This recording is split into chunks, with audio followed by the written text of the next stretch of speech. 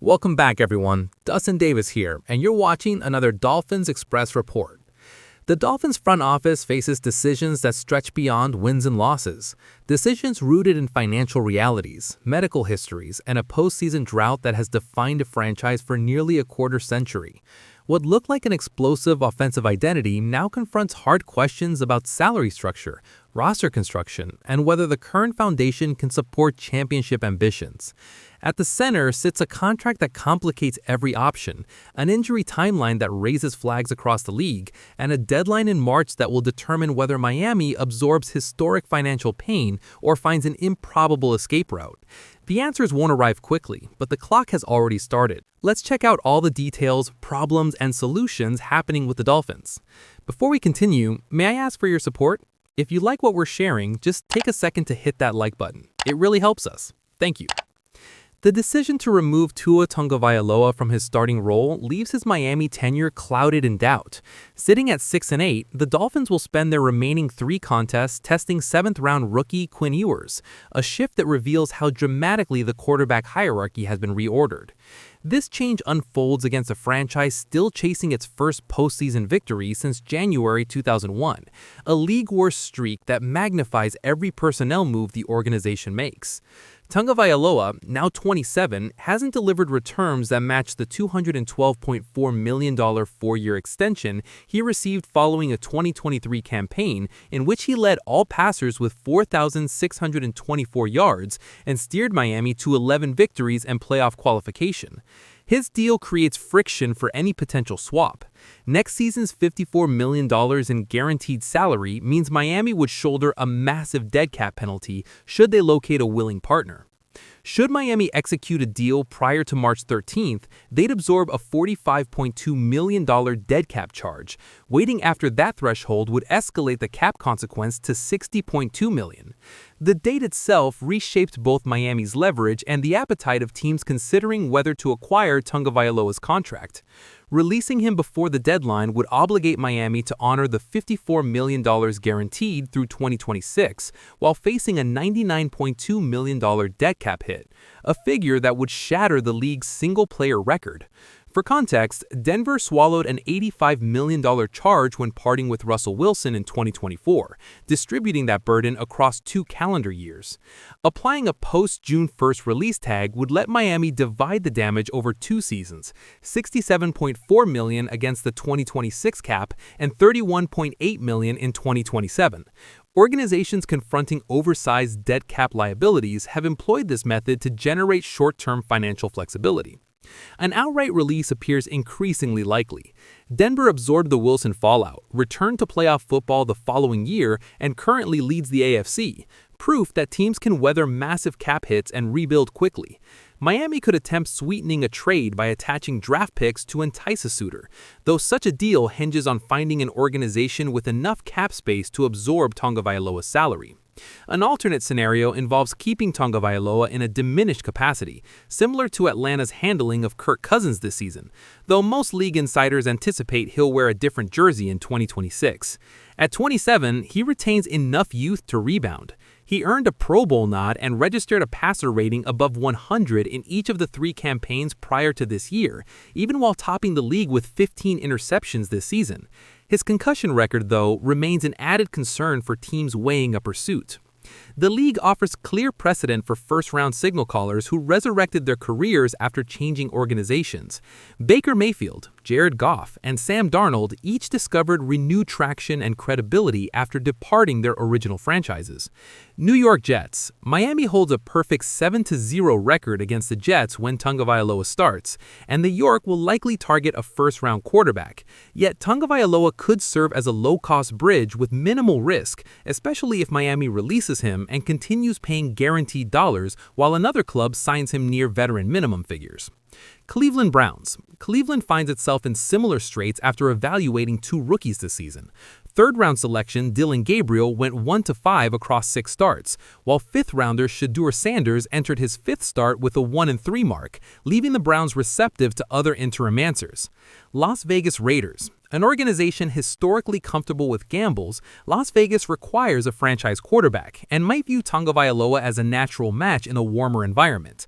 The Raiders may still chase a first-round pick, but Tagovailoa could offer an appealing bridge or competition element. Pittsburgh Steelers. After rolling the dice with Russell Wilson and incorporating Aaron Rodgers this season, Pittsburgh confronts uncertainty at the position. Rodgers turns 42 and could retire. Even if he stays, the Steelers will need a forward-looking option, and Tagovailoa could benefit from a season apprenticing behind the veteran. Arizona Cardinals. Kyler Murray's contract complicates matters. He's in year 3 of a 5-year deal worth $230.5 million, averaging $46.1 million annually with $36.8 million guaranteed next year. A high-profile exchange involving Tagovailoa can't be entirely ruled out in a marketplace that rewards aggressive transactions. While the franchise weighs its options at quarterback, another costly investment on the depth chart has quietly faded into irrelevance. Miami committed nearly $6 million to Zach Wilson as insurance behind Tua Tagovailoa, yet the franchise ultimately skipped over him when elevating rookie Quinn Ewers to the starting assignment. Wilson briefly held the emergency third quarterback designation. His recent demotion confirms the organization's pivot toward giving the rookie extended playing time. Mike McDaniel has been unambiguous about his quarterback selection process. He'll start whoever he believes maximizes Miami's chance of victory. Following the Monday night contest, McDaniel reinforced that philosophy, positioning Ewers' promotion as a competitive judgment rather than a developmental exercise. Though Wilson brought experience and organizational depth, he seldom produced compelling evidence during the campaign that warranted McDaniel promoting him into the starting rotation. With postseason aspirations extinguished, the coaching staff can operate within an evaluation umbrella, leveraging the remaining schedule to assess talent and inform future roster decisions. Ewers' rise wasn't entirely unforeseen. The two quarterbacks appeared relatively balanced during training camp, and preseason performance led some observers to predict Wilson might be overtaken. In limited duty after being activated against Cleveland, Ewers completed 5 of 8 attempts for 43 yards, before reverting to emergency status the subsequent week. These closing contests carry weight for Miami's offseason blueprint. Should Ewers display composure and capability, Miami could gain confidence in a reliable backup or potential long-term starter. Should he falter in ways typical of rookies, the Dolphins may pursue a veteran backup through free agency or trade. Every determination about Wilson, Ewers, and external acquisitions pivots on Tua Tagovailoa's trajectory. If Ewers compels reconsideration about the starter, Miami's offseason approach to the quarterback spot will transform. Otherwise, the club will continue exploring avenues to stabilize its most critical roster position. Beyond the quarterback room, Miami's financial challenges extend to one of the league's most explosive and expensive offensive weapons. Among possible maneuvers, Logan Ulrich of NFL Trade Rumors recently suggested Miami could release wide receiver Tyreek Hill, whose relationship with the franchise has visibly deteriorated. Trade speculation circulated before the 2025 campaign, but a temporary arrangement allowed Hill to stay.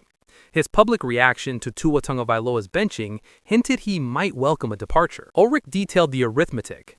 Hill stands scheduled to collect $35 million from Miami under existing contract terms, though much of that compensation lacks full guarantees. Releasing him would generate approximately $23.65 million in immediate cap relief, a substantial reduction in the projected deficit, while incurring roughly $28 million in dead money charges. In concrete terms, cutting Hill could nearly erase Miami's projected deficit. The move exchanges longer-term cap predictability for immediate fiscal flexibility, a bargain that could free resources to address multiple roster vulnerabilities now instead of later. Hill's 2025 season was abbreviated by a September injury following just 4 games. Nevertheless, his career resume remains elite. 8 Pro Bowl appearances, 1 Super Bowl championship, 5 first-team All-Pro honors, and the NFL receiving yard crown in 2023. He recorded 119 receptions in each of his initial 2 Dolphins campaigns, amassing 1,710 receiving yards in 2022 and 1,799 in 2023. A decline in 2024, followed by offseason friction and the 2025 injury, has driven both parties toward mutual frustration. With an anticipated front office restructuring, possible coaching changes, and almost certain quarterback turnover, both the franchise and Hill seem positioned for a fresh start. Hill has indicated interest in joining a contender. The indicators point strongly towards separation. As the Dolphins navigate their salary cap dilemma, a surprising name has emerged as a potential short-term solution under center.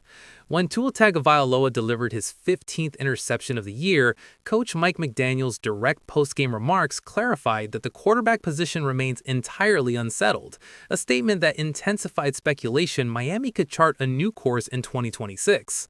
Though a more manageable cap outcome could materialize in 2027, owner Stephen Ross, who has already replaced general manager Chris Grier, might accept near-term fiscal consequences to pivot swiftly at quarterback and recalibrate the roster. One unconventional possibility involves Miami signing veteran Carson Wentz as a short-term bridge during the 2026 offseason, while identifying or drafting a long-term answer. Wentz's recent resurgence under Vikings coach Kevin O'Connell represented some of his strongest football in years. Compared to the underwhelming debut from certain rookie alternatives, Wentz could appear as a sensible stopgap. Wentz isn't a guaranteed remedy. His career arc has been inconsistent, but he could deliver competent, lower-cost veteran play that steadies a position for one season. That steadiness would grant Miami time to draft or develop a franchise passer without leaving the roster directionless in the near term. Under O'Connell, Wentz showcased improved timing and decision-making that elevated his on-field contribution. He likely wouldn't serve as a long-term cornerstone for Miami, but as an experienced interim starter, Wentz could help shepherd the organization through a transitional offseason while broader structural adjustments unfold. Is Carson Wentz a realistic bridge option for the Dolphins, or would signing him be a lateral move that doesn't solve their long-term problems? Would you rather see Miami draft a young quarterback and let him develop, or bring in a veteran stopgap like Wentz to buy more time? And if not Wentz, who would you target as a short-term solution while the franchise resets? Leave your comments for your analysis. Before you leave, drop a like and subscribe. Be part of our fan base and let's make Dolphins even stronger. Until the next video.